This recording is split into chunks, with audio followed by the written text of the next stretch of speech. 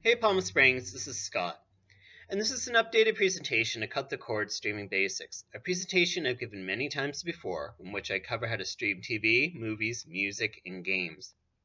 The title's a reference to Marquez's Love in the Time of Cholera, and I think it's important to remember that there's still a lot of life and love in this world. There's a lot of beauty too. I do hope that you're safe, I do hope that you're doing well, and I do hope that you're finding a way to connect with others. We at the library were working on a lot of really cool online stuff that we're hoping to get out, and we do hope to see you again soon. So this presentation was recorded on April 21st, 2020, and it's up to date as of this date. There are a lot of changes that occur with streaming. I don't think there'll be a lot of new announcements in the next few months, but when things start to go back to normal, we'll start to see more and more changes. If you have any questions about this presentation, my email's right there, or you could call the library at 760-322-READ. So here's the original title slide for Cut the Cord Streaming Basics. You can marvel at the beauty of it for a moment. All right, the moment has passed. So we've got a lot to cover today. I can't cover everything or else we'd be here for a really, really, really long time. But I'm going to start with things you want to think about before you cut the cord, before you call up your cable company and say, hey, no more. And you know what? Can you actually do that? We'll talk about things you want to buy, equipment, accessories. We'll talk a lot about Netflix, Amazon Prime Video, and Hulu. Those are the three big over-the-top streaming media services. I'll talk about buying and renting content, as well as library services that are free to you. We'll talk about other streaming services, live TV, as well as music and games. And a running theme throughout all this will be change. Change. It's constantly happening.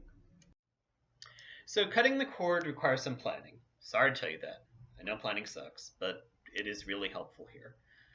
And if you can keep your cable a little bit longer and have some overlap as you try out some of these different streaming services, you'll find it's easier to figure out what works best for you and what you would miss and what you wouldn't miss. And so I think it really is a good idea to keep your cable a little bit longer, okay? And if you do that, you'll find that the transition will be pretty painless. You'll have what you want to watch when you want to watch it. So there are a lot of misconceptions about cutting the cord. One of them is that you can get rid of your cable company forever. But you know what? You need internet. And the other part of that is your cable provider may offer streaming. Spectrum does provide streaming. You can get that from Spectrum if you so desire. And other providers are starting to offer streaming too. If you have an Amazon Prime subscription, you have streaming. Some cell plans also have it too. One of the other big misconceptions is that everything is available to stream. Sorry, it's not. Sometimes it's a rights issue, so things just aren't available. And then there's live TV. You know, how are you going to get live TV if you want it? And then there's the fact that no streaming service offers everything. If you want to get all the things, cable is probably still a pretty good choice for you. I think another big misconception is that you're going to spend a lot less.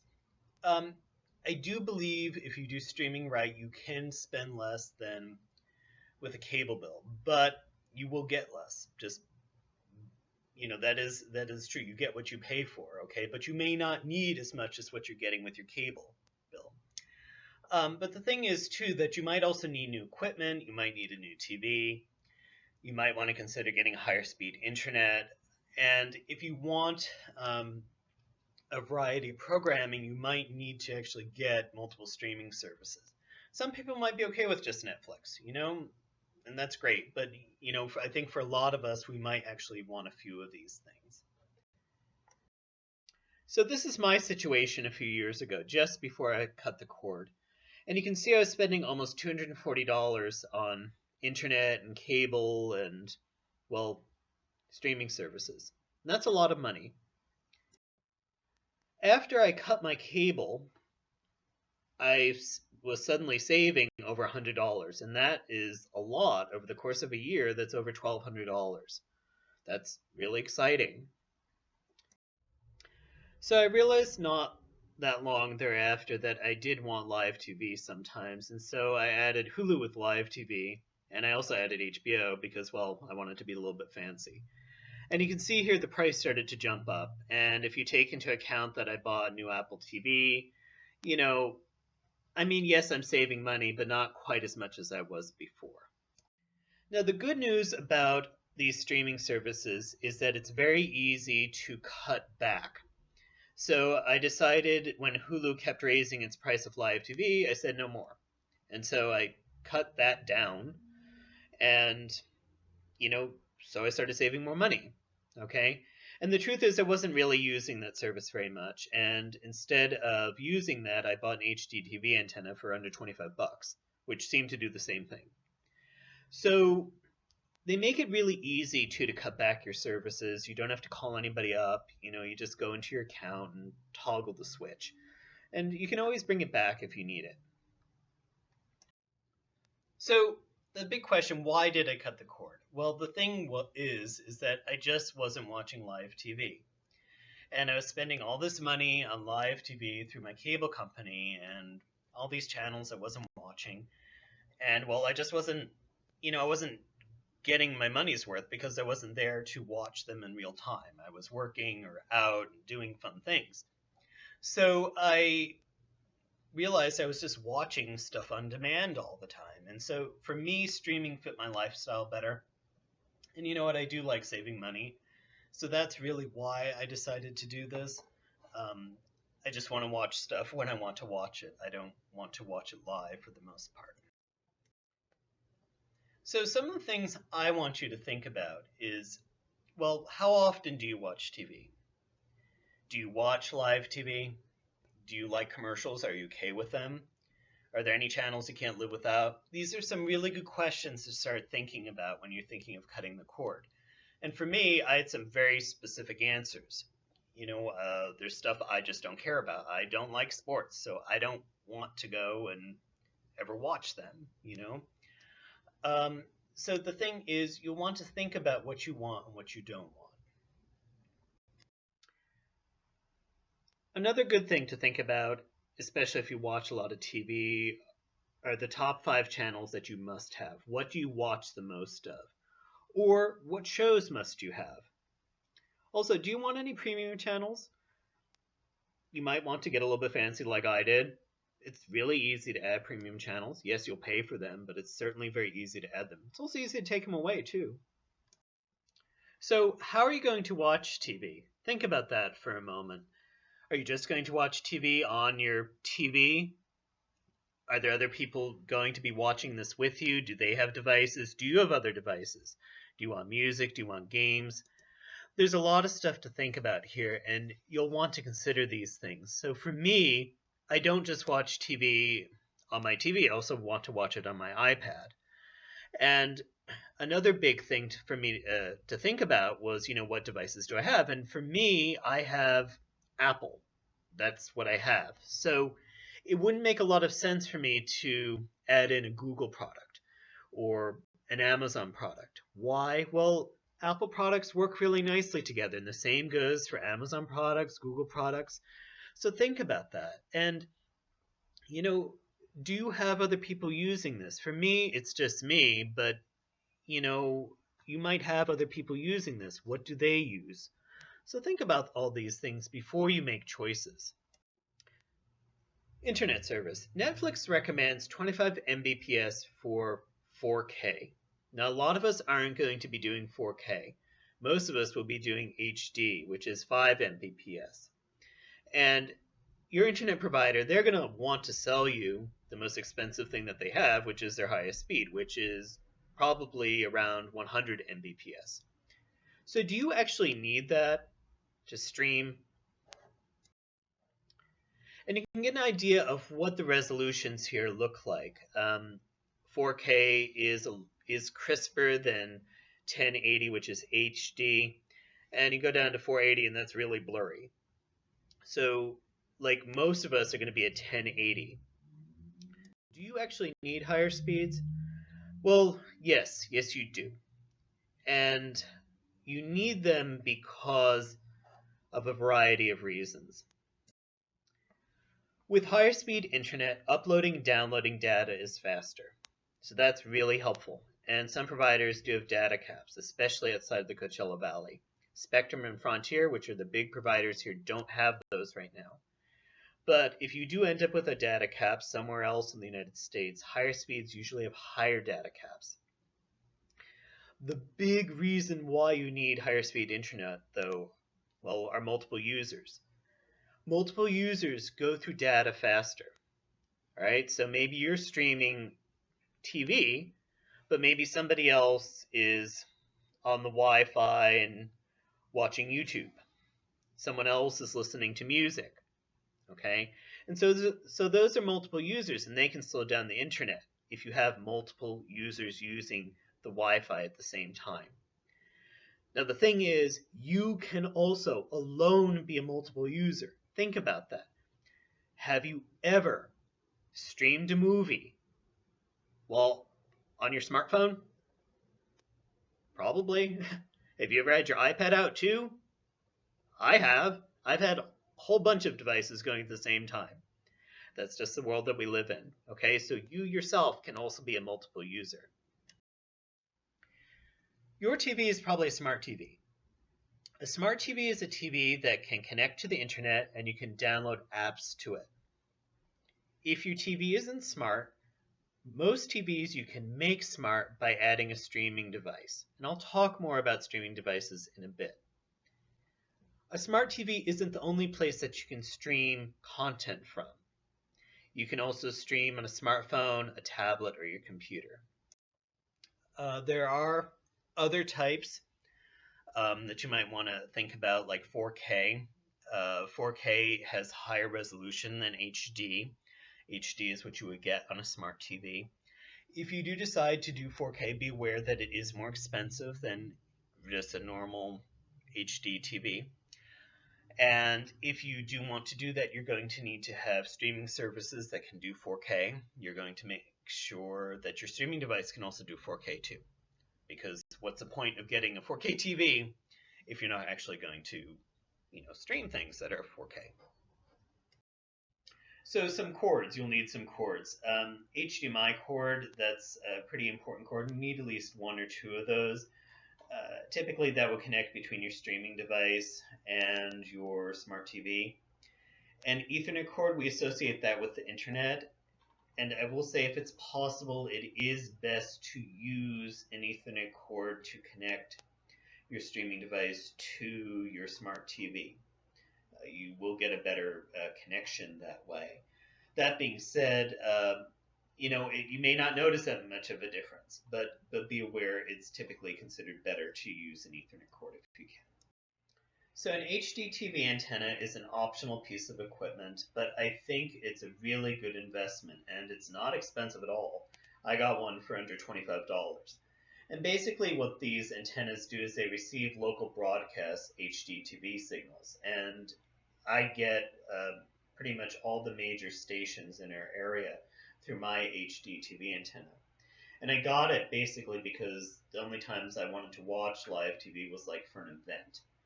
So it's cheap and it does work really well. I was surprised. And you can see here what it looks like. They give you some placement options. I have to be honest, I hid mine and it still seems to work well. So think about this. It really can be helpful. So another piece of optional equipment would be the smart speaker. All the major companies like Apple, Amazon, Google, they have their smart speakers, and you can talk to them and command them to do things for you or ask questions.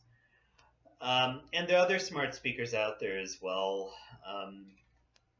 And there are smart speakers too, like the ones that you see here are mostly probably for music and such, but you can also get smart speakers that will connect to your smart TV and just like a normal stereo system for your TV. This is one area where it seems like Apple, Amazon, and Google are trying to play nicer with each other.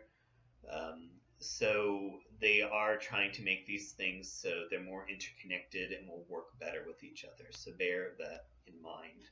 That being said, if you are a Google person, it might be something to consider to make sure all your products are Google. Things that are the same company do tend to work better together. Streaming device. So streaming device is a type of equipment that you can plug into a TV, into the HDMI port, and it will make the TV smart. But you can also use that with TVs which are already smart. And so the thing is it optional to have a streaming device like an Apple TV or Fire TV or Roku or Chromecast? I don't think so. And the thing is that even if you have a smart TV, having a streaming device like the Fire TV, Apple TV, Roku, Chromecast makes streaming easier. So I do think that you need to at least get one of these. It is something that's really will make your life easier. Be aware that there are other types of devices that can be smart, like a PlayStation, Xbox, a Blu-ray player. Those types of devices might qualify as well. So let's start talking about some of the major streaming devices. So Amazon, they offer the Fire TV stick. You see that beautiful thing right there? It would just plug into the HDMI port in the back of your TV. And they also have a 4K version as well. Now, I'm not going to go and talk about pricing here because pricing changes. So just that's the reason why it's not here. But the Fire Stick typically is not very expensive. So another option from Amazon is the Fire TV Cube. There are a lot of similarities between the Fire Stick and the Cube, but basically the Cube offers more storage. It's hands-free voice activated with Alexa. There's a speaker, and, well, it's more expensive. So, yeah, another option from Amazon. I understand people who have this are pretty happy with it too. So Apple also has their own streaming device.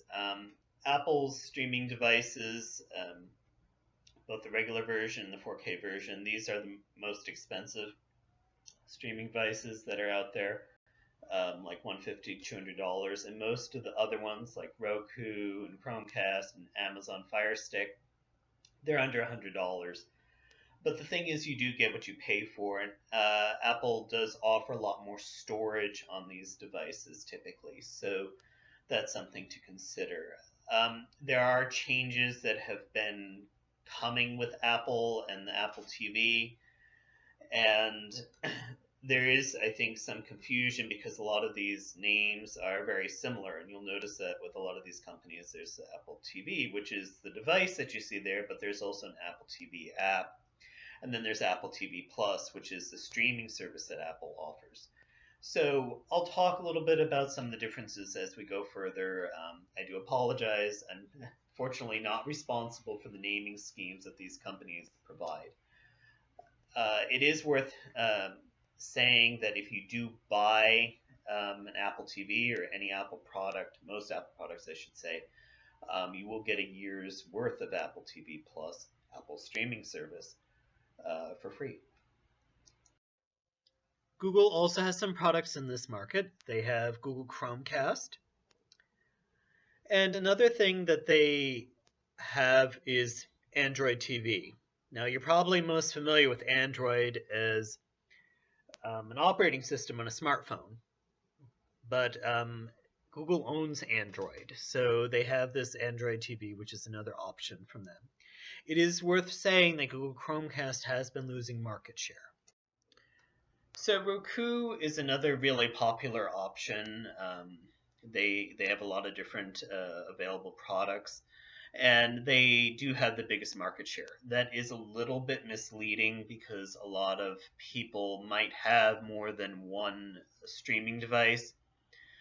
Maybe they've got the Apple TV in the master bedroom and the kids have Rokus, or maybe they have a Roku that they just use when they're traveling. So that being said, Roku is very popular and it is a good option. For streaming, a lot of these will come with a remote, but one of the things that a lot of people don't realize is that your smartphone can also double as a remote. There is an app for that. So that's something you might want to download to your phone to make your life a little bit easier.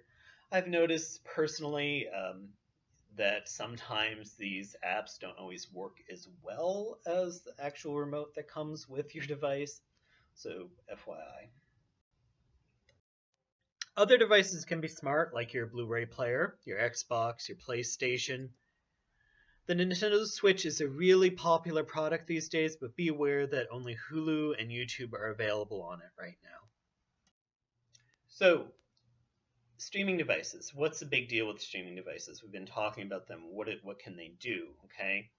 Well, and like I said, most TVs these days are smart already. Why would you want to go and purchase an additional product? Why would you want the Apple TV? Why would you want the Fire Stick? Well, these devices, they can pull content from multiple services into one place. So they can pull Netflix and Hulu and Prime. They can pull the content that you subscribe to through them into one place, and you can view all that content at once. And it can also, include the movies and music services that you have, games, your photos. They can pull all of that into one place, one screen. And so streaming devices can make content easier to access, which is why I think they're really essential, more or less. So this is an example of what a streaming device can do, in this case an Apple TV. And I'm not endorsing this particular product, this is just an example. So on the left side, this is the screen that would show up when you access your Apple TV, and you can see there are different apps there. There's Apple TV, there's the App Store, there's Apple Arcade, there's movies and TV shows. And if you were to scroll down this page, you'll get to what's over on the right-hand side, which are the various apps for Netflix, Hulu, and what else. And so this is really what an Apple TV can do. You can access the content that's associated from Netflix or Canopy or Prime or HBO and just go into the app and do that. And this is actually how I prefer to access my content, because I just think, okay, well, it's an HBO show, I'll find it here.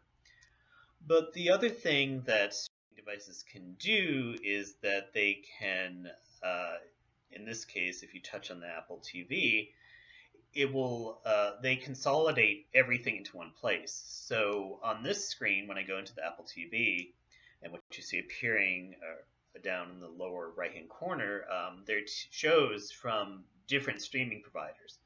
So The Act is something on Hulu, Camping is an HBO show.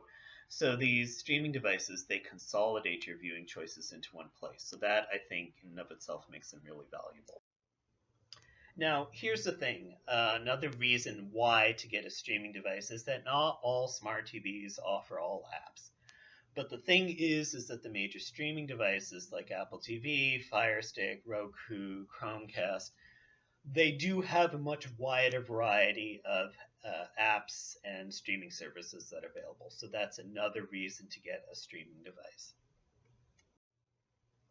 All right, so let's talk about the big three streaming TV and movie services.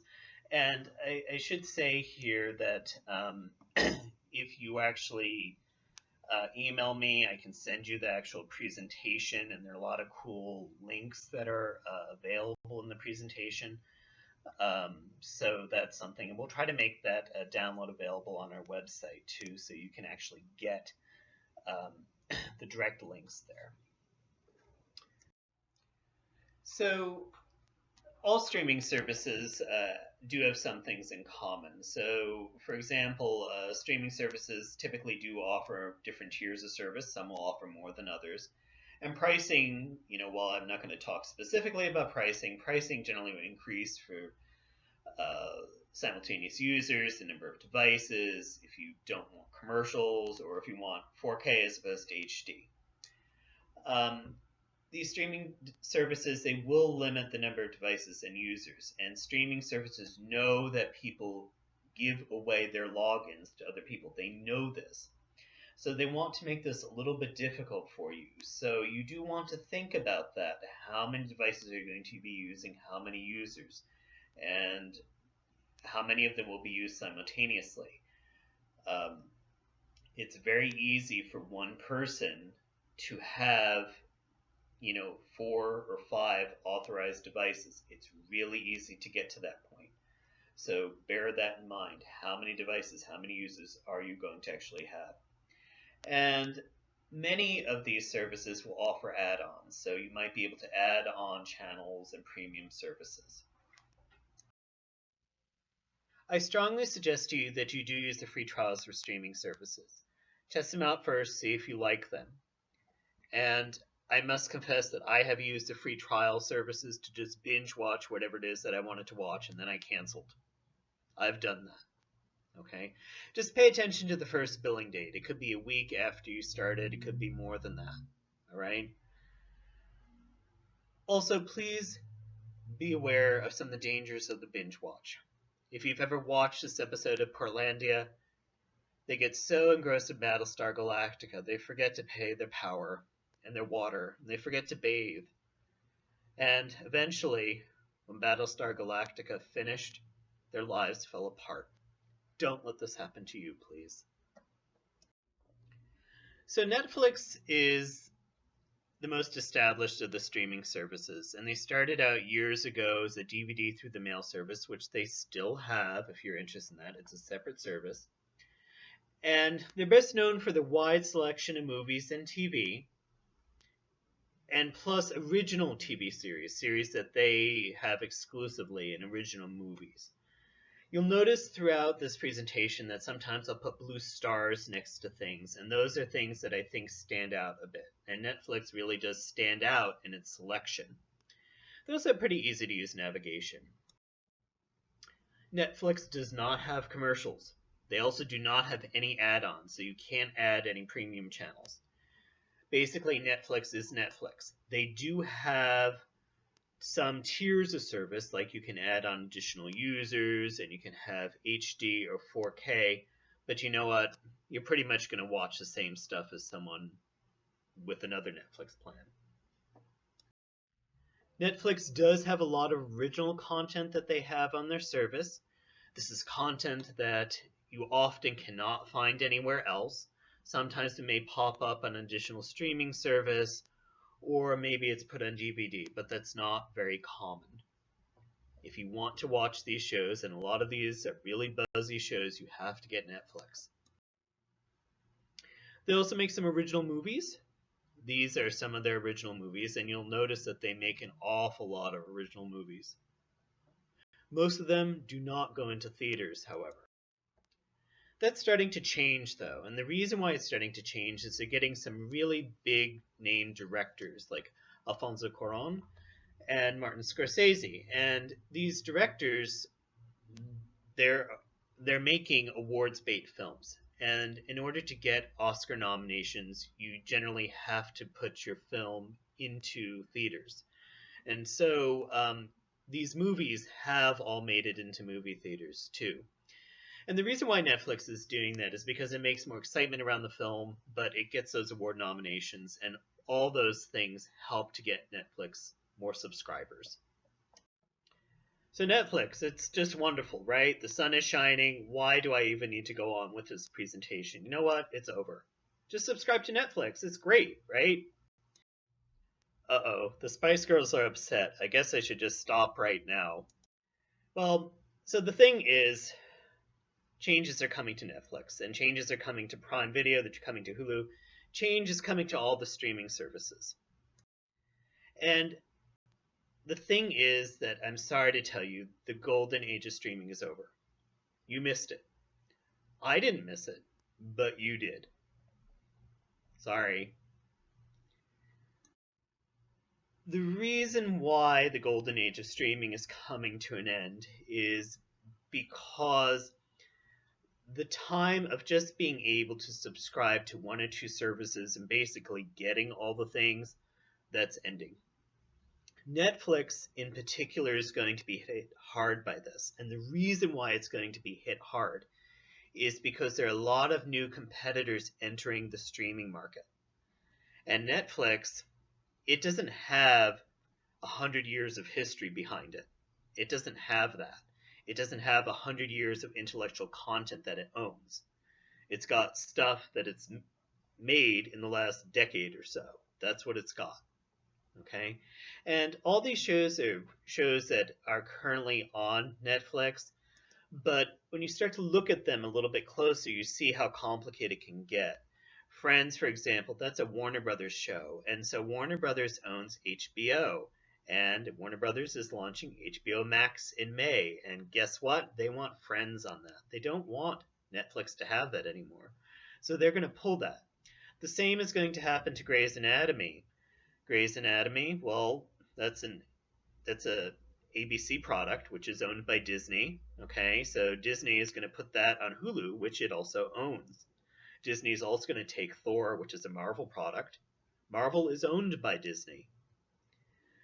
And NBC Peacock, well, they bought the rights to The Office. So the competition's just ramping up so much, and it's hard to say what's going to happen to some of these other shows too, like Riverdale is currently on Netflix. Well, Riverdale is on the CW. The CW is a joint production between CBS and Warner. Where is Riverdale going to go now? That's interesting, isn't it? Star Trek is owned by CBS. So Netflix is going to lose a lot of their content. They just are, because these big conglomerates are starting to call their intellectual property home. They want to keep it on their own streaming service. And because competition is so fierce, it isn't necessarily better for you as a customer. The likelihood is that you will have to subscribe to more services to get the same amount of content that you used to get before with just one or two. Or you'll have to just choose to do without. And Netflix, you know what? It's going to be affected more by this, just simply because it's not connected to Warner Brothers or Disney or CBS. It's just not. And they don't have all the intellectual content from days in the past. They just don't have it. Okay. Now, that being said, they have an advantage of having gotten out there first, and they do have a very wide subscriber base, and they have built up some content. You know, Stranger Things is a really popular show, but they aren't going to be able to offer as much as they used to in the past. So another big service that's out there is Prime Video, and Prime Video is included with Amazon Prime. Now, Amazon Prime obviously just isn't a streaming service. You get a lot of other things with a subscription to Amazon Prime. That's like free shipping on most Amazon orders. You get Prime Music, there's Prime Reading, there are discounts at Whole Foods. There's a lot of other stuff. So Prime is not just a streaming service, but you do get Prime Video with it. So that's what we're focusing on here. And another thing that's different from Netflix is with Prime Video, you can rent and buy digital content. And that's an important thing. So like if Netflix doesn't have the movie you want to watch available through its streaming service, you're out of luck. But with Prime Video, if you see that's not available with Prime Video, that whatever you want to watch, you probably will be able to rent it or buy it. And that is something to think about. And that's something you can do with some other streaming services too. Like, you know, with Apple. Apple allows that too. Prime Video also has Prime Video channels. That's something Apple is also starting to offer too. And so you can add on HBO and Stars and Showtime and Cinemax and CBS All Access and lots more. Okay, and I will say that Prime Video, the Prime Video channel selection, is much better than any other streaming provider. Okay, so of course you have to pay for these channels. For a lot of them, you have to pay for them. But what they offer there is very expansive. Okay, and some of those channels may allow live streaming as well. So Prime Video, as I was saying, you know, like Netflix, they have content that they that they haven't created that aren't originals to them. Okay, but these are some examples of some of their original content they offer that you really can only get through Prime Video. And in most cases, you will not be able to get access to this without a Prime Video subscription. Periodically, some of this will come out on DVD or another format, but not necessarily. And here are some of their movies too. You can see there's a lot of really good content here. You've probably heard of some of these movies, just like some of the TV shows I showed you. There's some really good stuff here, and some of this here has, again, been nominated for Oscars. This is, they've done a good job of getting some really good content. So Hulu is the last of the big over-the-top streaming services. It's been around a long time, and its focus has historically been on TV, but they do have some movies. They were jointly owned until recently by Disney, which owns ABC, by Fox, by Comcast, which owns NBC Universal, and by AT&T, which owns Time Warner Television. And how Hulu worked, and still works, is that new episodes of TV shows will appear the next day after they air on broadcast TV.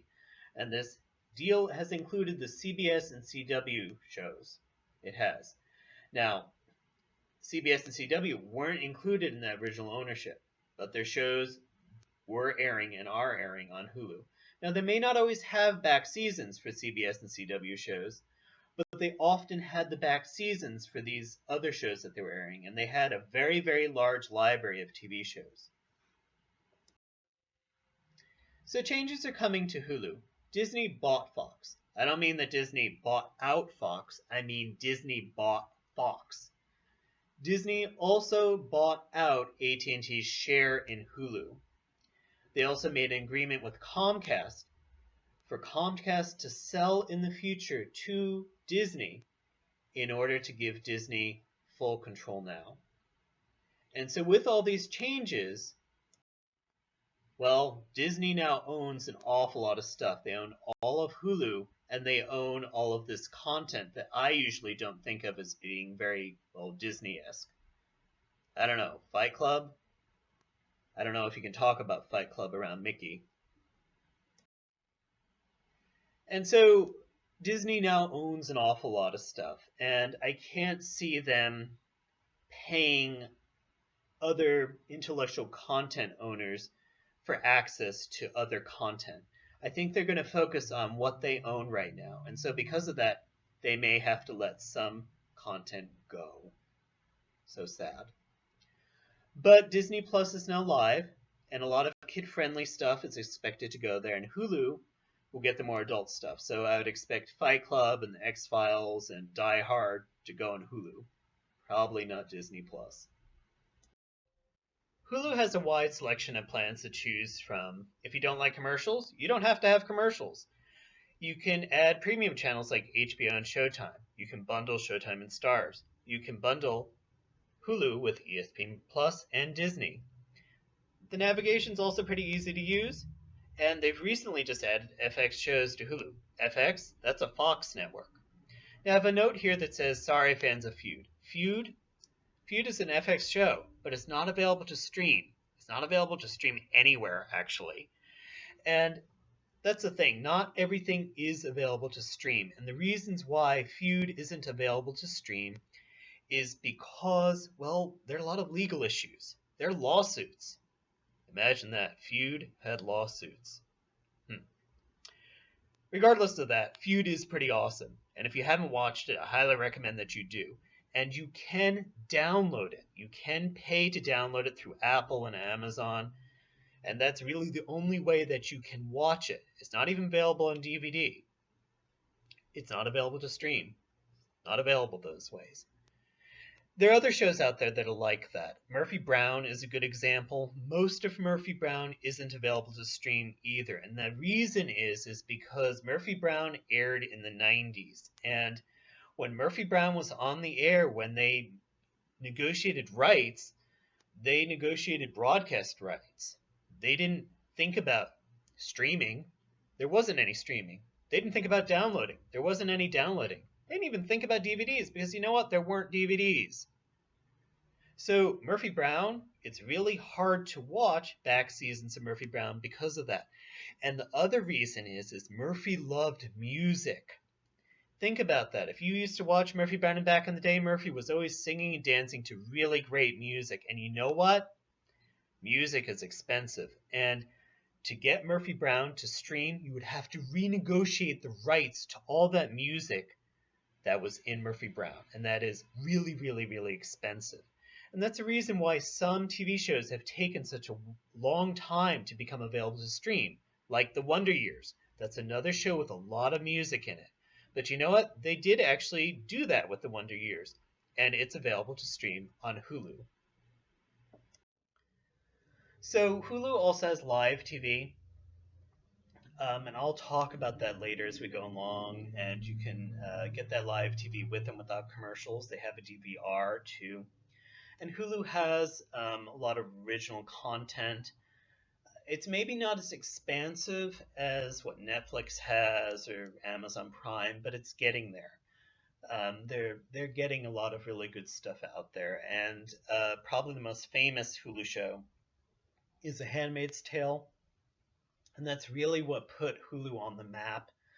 And you'll notice that's what all these streaming channels are looking for. They're looking for that one show to really get them a lot of buzz and get them on the map. And for Hulu, that was The Handmaid's Tale. So there are other ways to get content if the streaming services you subscribe to don't provide what you want to watch. And one of those ways is to either rent or buy content. And you can do that through Apple or Amazon. There are many other providers that do this type of thing. And I think it's important to say that this has become a little bit more important simply because we're supposed to be self-isolating. You can't come to the library and look at our great DVD selection and check out items right now because it's simply not safe to do so. So even myself, I found myself renting and buying content more. And so the thing is, you can buy digital copies of TV shows. You can buy them by episode or by season. You can buy digital content of music and movies too, ebooks, games, and there are a wide variety of places that you can do that through. So I'm focusing here on how you would rent or buy content through Apple. There are other providers that allow you to do this as well. They all make it pretty easy to do this. And so in this case, with Apple, I had to choose whether I wanted to watch a movie or a TV show. And I chose to watch a movie. And I just followed the interface. And when I got to the screen with movies, I chose Spider-Man Far From Home. And then I can either choose to buy it or rent it. It's that easy. Now, you might want to think about buying and renting too, just simply because sometimes it's cheaper to just buy or rent something. Okay? A lot of people might not think of it that way, though, and they may think, oh, well, I need to subscribe to this other streaming service that has this thing.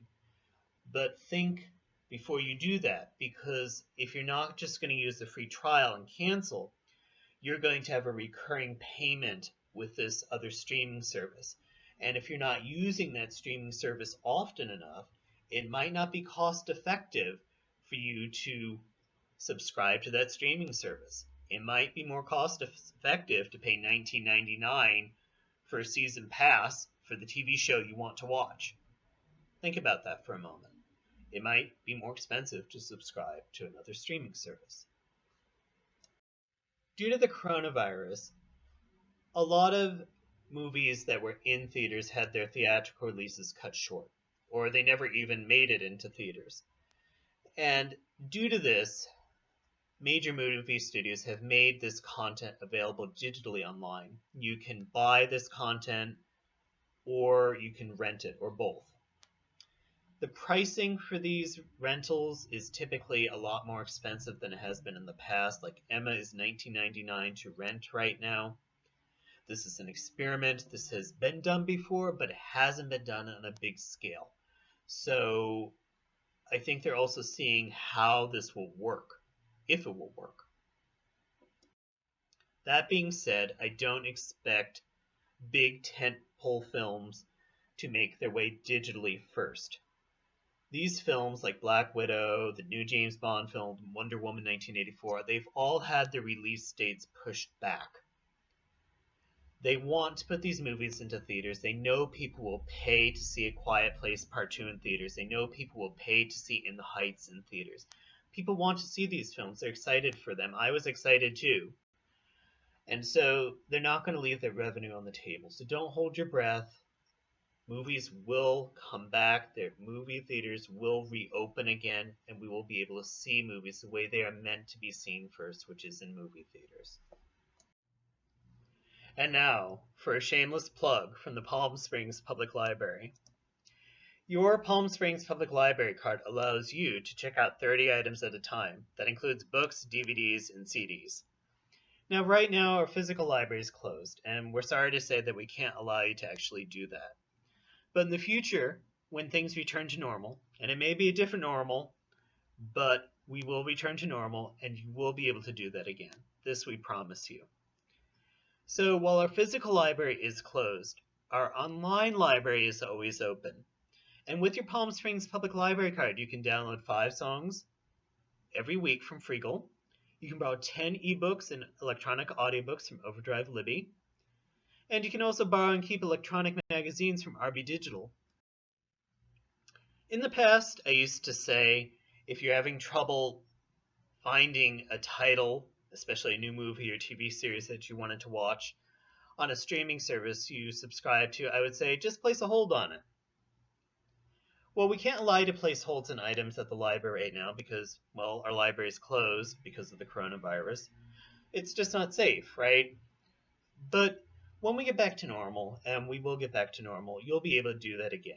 And I'm actually the person in charge of the DVD collection, and I buy lots of copies of popular titles like Wonder Woman 1984, and I will continue to do that, and we'll have those copies available for you when you want them. Promise you that. Our shameless plug, of course, is still not done. There's Canopy, which is a really cool streaming service available from the Palm Springs Public Library.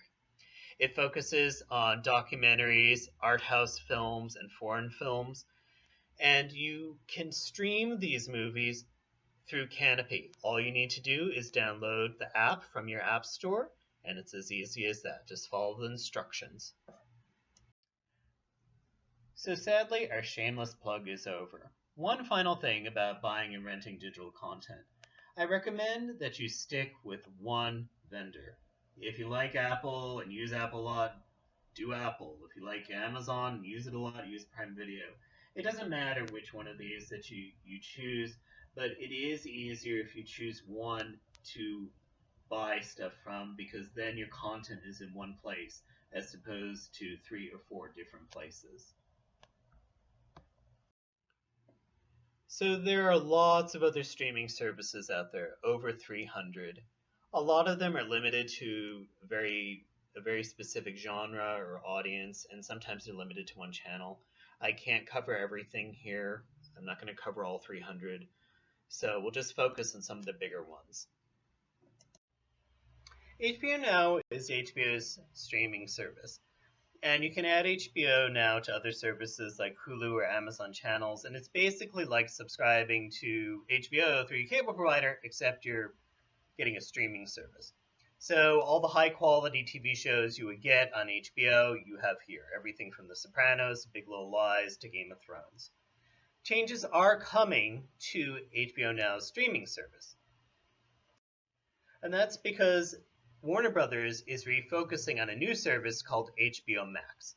So basically, HBO Max, which is launching at the end of May, will take everything that's available on HBO Now and combine it with more content, especially content from Warner Brothers' back catalog.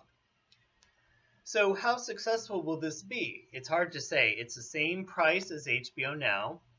It's more content. The thing is, HBO's success in the past has been based on offering less content, but content of really, really high quality. And this seems more like Warner Brothers is kind of throwing everything in the kitchen sink at HBO Max. So it's hard to say how successful will this be. What's going to happen to HBO now? I kind of wish I knew more because I subscribe to it. Basically, if you subscribe to HBO Now through HBO, you'll be upgraded automatically. If you subscribe to it through another provider like Hulu or Amazon Channels, they say they're working on getting you upgraded, but it's hard to say when that time will be. So it could be a little while, and it may be in your interest to cancel with the other provider and subscribe directly through HBO. Showtime, just like HBO, but Showtime. So yeah, kind of the same idea. Showtime is owned by CBS, so that's something to keep in mind. CBS All Access is CBS's streaming service. CBS wasn't part of the original Hulu ownership, and CBS was the first network broadcasting company to move into streaming, so they had an advantage here of being the first out there. Their streaming service focuses on shows that CBS has produced, which is a large number of shows. It doesn't necessarily mean shows that aired on CBS, though. And some of their shows, like NCIS and The Good Wife, are on other services. They do have some original programming as well. Now, when CBS announced its streaming service a few years ago, a lot of people were apprehensive, and they announced their streaming service with Star Trek Discovery. And the joke was that no one wanted to boldly go where no one had streamed before. Star Trek fans were upset because a series that they loved was now behind a paywall. Fast forward a few years later, Star Trek Discovery has been a big success, and they've added other Star Trek shows like Picard, and there's more coming down the pike.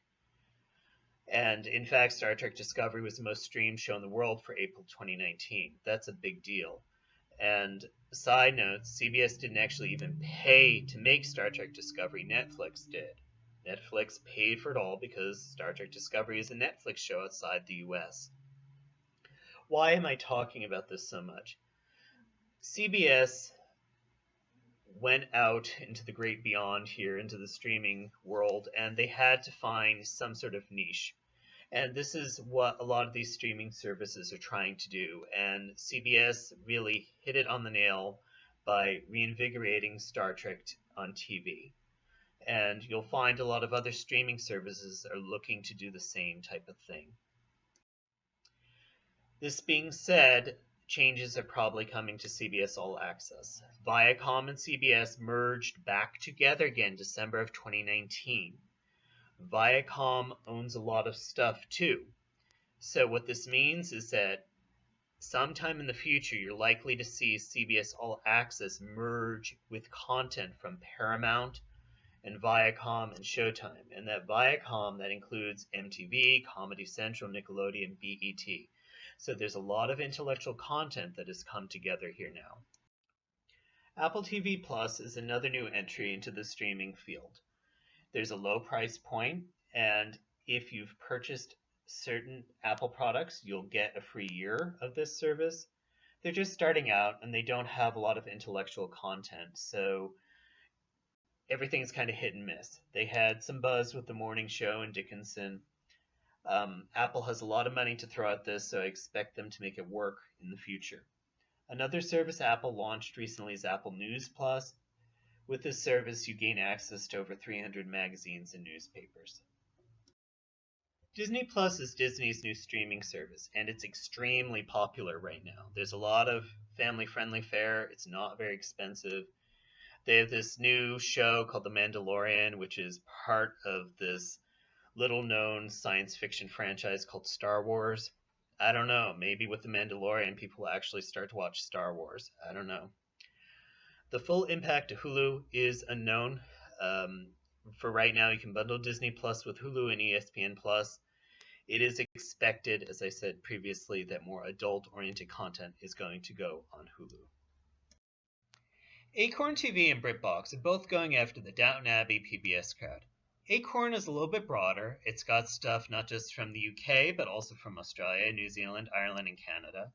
BritBox has a lot of classic British TV, but it also has stuff from the BBC and ITV as well. PBS has the Passport app, and some of their content is available for free with that. Now, not everything we associate with PBS is available for streaming, and that has to do with rights issues. And it gets very complicated with PBS because PBS isn't like ABC or NBC or CBS. The stations that are airing PBS content, they're typically non-profit independent stations.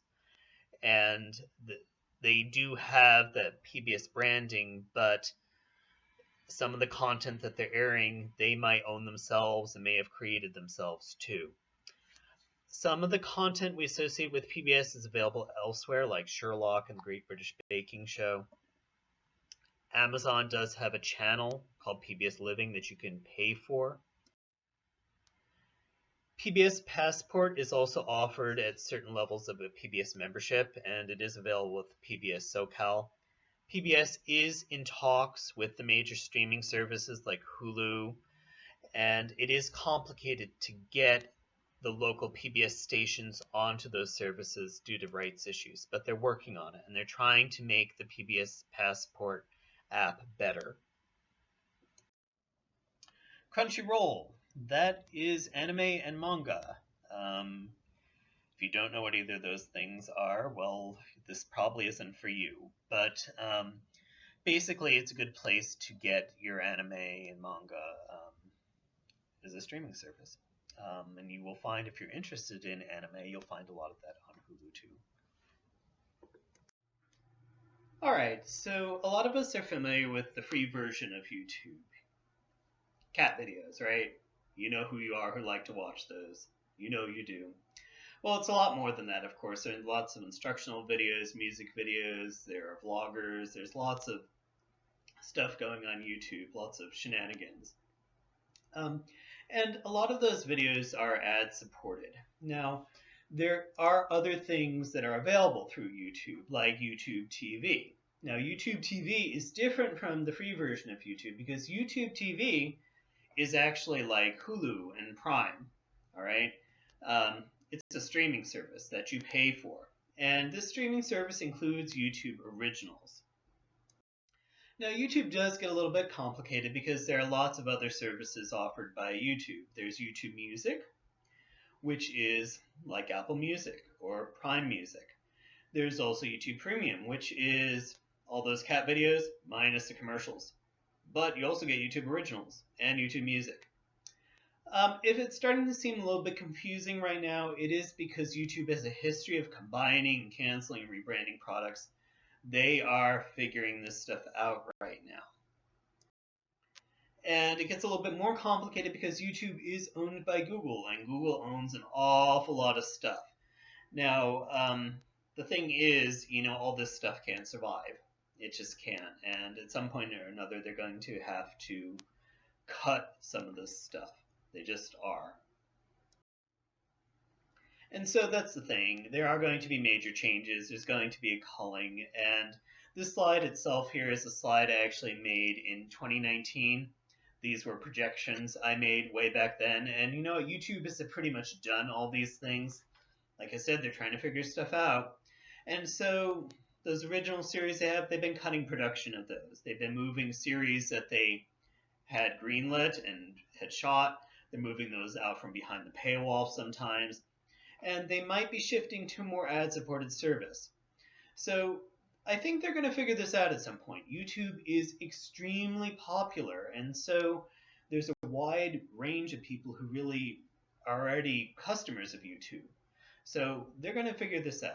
I'm confident they are, and I understand that a lot of people who subscribe to YouTube TV are very happy with it.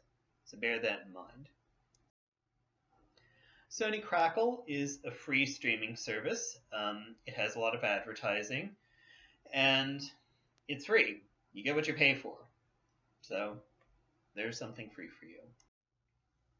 So there's a lot of LGBTQ plus content out there as well. Some of that content targets the broader LGBTQ plus community, like Here TV and Reverie, those focus on the broader community and have content basically for everyone under that umbrella. Some of these services target a particular slice of that of the community. So, like Deku targets gay men, Telefilms has a lesbian focus. All of these services do offer original content, and you'll find that all streaming services do typically have some form of LGBTQ plus content. Hulu and Netflix in particular do a good job of highlighting it. And I think it should be said as well that when you do, like in Netflix, watch content, there's a Netflix algorithm that they try to pull up content that they think you'll want to watch next. And the more you watch a particular type of content, such as LGBTQ plus content, the more it will be suggested to you.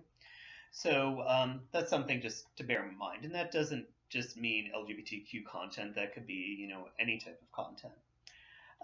You will also find that Amazon Prime TV offers channels like Deku and Here TV for an additional cost. So as I said earlier, there are over 300 streaming services, and we obviously cannot cover them all here today. Some of them are new and have really small user bases, but I thought I'd just give you a slice of some of the things that are out there. There's this really cool one that I found called Quelly TV, and this is basically content targeting the African diaspora around the entire world. I thought that was really cool. Another one I found was Mubi, which is supported by the European Union, and there's a focus on extraordinary cinema. And with Mubi, what you're given is a selection of 30 films, and they're introduced by experts. And every day they'll take one title away and add another content. And they also have rentals. And that's also an add-on with Prime TV.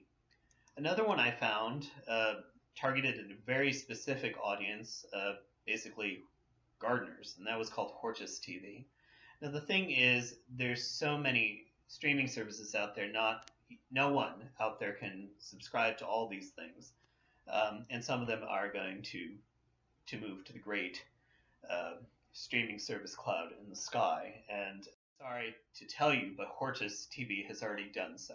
I know many of you are probably very sad about that, and I hope you enjoyed the touch at the bottom there of the Grim Reaper, which has come for Hortus TV. Some big services are dying. Filmstruck is one of them. It was a partnership between Turner Classic Movies and Warner Media. It died. A lot of people were really sad that it died. To replace that, Warner Media launched the Criterion streaming service. So that's the replacement basically for Filmstruck. So there are lots of other players entering the market. There's BET, they've launched their own streaming service. There's Facebook Watch, which is, been launched by Facebook, and they have a hit with Red Table Talk with Jada Pinkett Smith. They are moving away from live action TV shows like Sorry for Your Loss and Limetown. They promoted these shows and then they canceled them. You can get that with a Facebook login, so that's free streaming. AT&T Watch TV, you have access to that if you have a certain type of mobile plan through AT&T, and that is something you can subscribe to as well. And there's also Fox Nation, which is from Fox News. A new service that just launched on April 6th is called Quibi. Quibi is a mobile-only service, so it's something that you can get on your tablet or your smartphone, and they focus on short videos. And they have thrown a lot of money at this. It's founded by Jeffrey Katzenberg, and the CEO is Meg Whitman. And honestly, they couldn't have picked a worse time to launch this service. This is a service that is meant to be watched on your commute or when you have a few minutes to spare. And right at this moment, people have a lot of time to spare. So we'll see what happens. Right now they're offering a 90-day free trial, and they have a really low price point, but this is quite a gamble. That being said, there's an awful lot of talent behind it, but we'll see. So one service that's launching soon is NBC's Peacock. For most of us, we'll gain access to Peacock this summer. says July 15th. They're supposed to offer a free version with ads and another premium version that has a low price point that won't have ads. So we'll see how that goes. Discovery and BBC have talked about creating a joint streaming service for some time now. They claim it's coming out in 2020, but we'll see. They said it was coming out last year too, and that didn't happen. There are apps available for most broadcast and cable channels as well. Many of these apps require a subscription to cable to access content. I found that when I did subscribe to Hulu with Live TV, that I was able to use that login to gain access to these apps. And I did find that because I subscribe to HBO as an add-on to Hulu, I am able to use that to use the HBO Now app. So that's something to be aware of. There are a few TV apps that don't require a cable subscription. One of them is the CW app, for example. Anyone can use that and gain access to CW's content. There are a few options for live TV. There's Hulu with Live TV, there's Sling, there's AT&T TV Now, there's YouTube TV, and there's some sports versions like Fubo TV and ESPN Plus. And of course, you don't want to forget the HDTV antenna. There have been some players like PlayStation Vue that have decided it's too expensive to be in the live TV market, and they've discontinued their service. So be aware of that. So Hulu with Live TV is a newer service from Hulu. At the moment, you can get the major networks in the Palm Springs area. You can't get the CW, although the CW shows do show up the next day in Hulu. And PBS is not typically included in streaming bundles anywhere, actually. And this is just an example of what could be offered from Hulu. There's one basic package with Hulu with Live TV. You can add on some things now, though, and you can add on some premium channels. They do have a DVR, and of course, with a Hulu with Live TV subscription, you'll have access to their broader streaming library. So that includes all those on-demand TV shows and movies as well. So Sling offers live TV, and it's a little bit different from the other live TV offerings. And basically they take the common complaint that why do I need to go and purchase all these channels from my cable provider? And so the idea behind this is you just purchase channels that you want. So you can get a blue package, you can get an orange package, or you can get all the things together in a blue and orange package. And you can add on additional channels to that.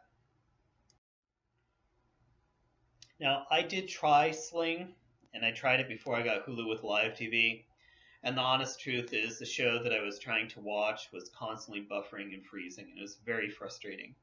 And when I tried to troubleshoot it, Sling blamed my internet, but you know what? I have really fast internet, and Hulu with Live TV worked perfectly fine with my internet. And so what I did is I used the free trial period, and I canceled within 2 hours, which was definitely came in under the free trial period. Of course, your experience with Sling might be very different, and this was a few years ago. I'm not trying to be down on Sling. I'm just saying that it didn't work for me. It may be something that works very well for you. But the thing is, use these trial periods. If something doesn't work for you, cancel it. You don't need to keep paying for it. All of these live TV providers, they offer plans that are similar to cable TV. So this includes Sling and Hulu with Live TV. And because of that, their pricing can approach that of regular cable TV too. Some of these services are struggling, and some of them are being outright discontinued, like PlayStation Vue. DirecTV Now is actually called AT&T TV Now, and AT&T is not focusing on this service anymore, and subscribers have noticed that and they're leaving the service. So just be aware of that. So there are some sports-focused streaming services like Fubo TV. Another one is ESPN Plus TV. ESPN Plus is owned by Disney, and you can bundle ESPN Plus with some of its other services, and there's a really low price point. Don't forget about the HDTV antenna. Okay, live sports can be a difficult thing to get if you don't subscribe to one of these sports streaming services or if you don't have an HDTV antenna. So there's a lot more that you can stream too, and one of the major areas for streaming is music. Another would be games. Streaming music has its origins from a long time ago, but the first real legal success for music downloads, which is where streaming would come out of, would be the iTunes Store. And there's been a lot that's been added to the iTunes Store over the years.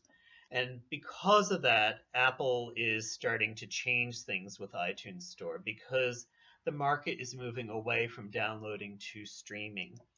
And so while the iTunes Store is still there, a lot of content that is being purchased or was purchased, you'll find in different places, like in the Apple Music app or in podcast apps, books and TV apps. It's not going to be all in the same iTunes app anymore, at least if you're an Apple user.